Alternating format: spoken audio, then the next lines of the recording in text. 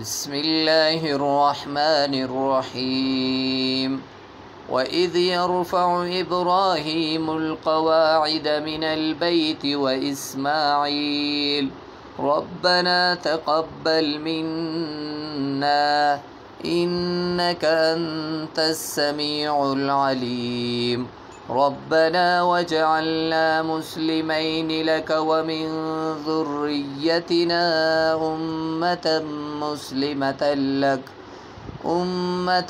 مسلمة لك وأرنا مناسكنا وتب علينا إنك أنت التواب الرحيم ربنا وابعث فيهم رسولا منهم يتلو عليهم آياتك ويعلمهم الكتاب والحكمة ويزكيهم إنك أنت العزيز الحكيم ومن يرغب عن ملة إبراهيم إلا من سفه نفسه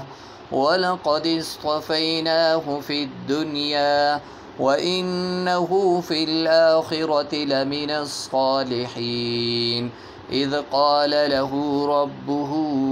أسلم قال أسلمت لرب العالمين ووصى بها إبراهيم بنيه ويعقوب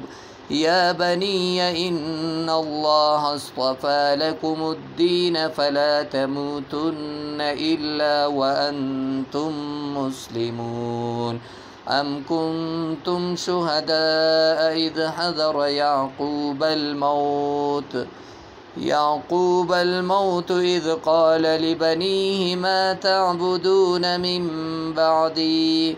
قالوا نعبد إلهك وإله آبائك إبراهيم وإسماعيل وإسحاق إلها واحدا ونحن له مسلمون تلك أمة قد خلت